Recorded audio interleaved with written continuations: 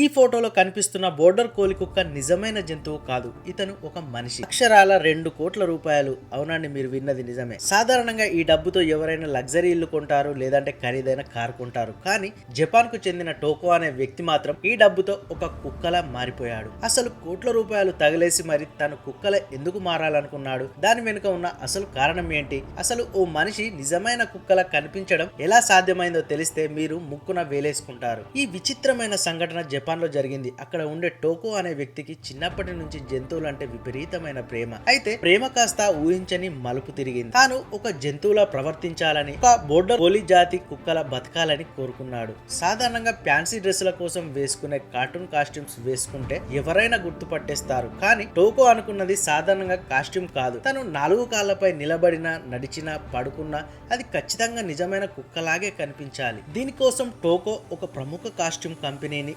ఆశ్రయించాడు. Makeup design చేసే నిపుణులు రాత్రింబవళ్లు శ్రమించి దాదాపు 40 రోజుల పాటు శ్రమించి ఈ బోర్డర్ కోలి కాస్ట్యూమ్ ని తయారు చేశారు. ఇందులో విశేషం ఏంటో తెలుసా? కుక్క ముఖ ఆకృతి, చెవుల పొజిషన్, కళ్ళ పరిమాణం, శరీరంపై ఉండే ఎత్తైన వెంట్రుకలు, చివరికి తోక నడిచే విధానం వరకు ప్రతి చిన్న విషయాన్ని అత్యంత ఖచ్చితత్వంతో డిజైన్ చేశారు. ఈ కాస్ట్యూమ్ వేసుకొని టోకో రోడ్డుపైకి వచ్చి నడుస్తుంటే పక్కన వెళ్లే నిజమైన కుక్కలు కూడా దాన్ని చూసి నిజమైన కుక్కేమో అని గందరగోళానికి గురయ్యాయి. ఆ వీడియోలు సోషల్ మీడియాలో రావడమే ఆలస్యం, ప్రపంచవ్యాప్తంగా విపరీతంగా వైరల్ అయ్యాయి. ఇంత భారీగా డబ్బులు ఖర్చు పెట్టి కారు, ఇల్లు వంటి ఆస్తులు కొనకుండా ఒక కాస్ట్యూమ్ కోసం 2 కోట్లు ఖర్చు చేయడంపై నెటిజన్లు రెండుగా విడిపోయారు. కొందరేమో ఇది అతని వ్యక్తిగత స్వేచ్ఛ, తన డబ్బుతో తనకిష్టమైన జీవితం గడుపుతున్నాడు, ఇందులో తప్పేముంది అని సపోర్ట్ చేస్తుంటే, మరికొందరేమో మనిషిగా పుట్టి ఇలా జంతువులా మారడానికి కోట్ల రూపాయలు ఖర్చు చేయడం పిచ్చితనం కాకపోతే ఏంటి అని ప్రశ్నిస్తున్నారు. అయితే ఇది నిజంగా మేకప్ టెక్నాలజీ విజయం అని చెప్పొచ్చు. ఒకప్పుడు సినిమాల్లో మాత్రమే సాధ్యమయ్యే ఇలాంటి రియలిస్టిక్ లుక్స్